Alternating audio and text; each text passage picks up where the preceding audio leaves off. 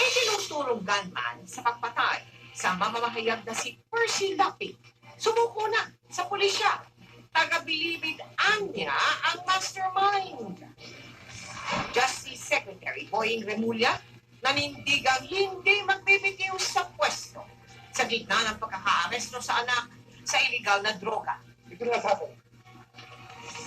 Mga kaso ng bagong Omicron XBB subvariant at XBC variant ng COVID na-detect sa bansa ayon sa Department of Health.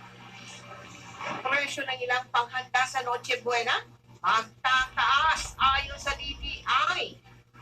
8 pisong dagdag singil naman sa tubig. Ipinanukala ng Manila Water. Exclusive. CDG. CDG. Mga peking recruiter na mga gustong pumasok sa Coast Guard at PNPA, arestado. Ano nga ba ang nagpapasarap sa chicken inasal? Sarap! Chicken nasal! Ayan! Ayan! Chicken dishes. Ayan! Kuya Kim, ano na?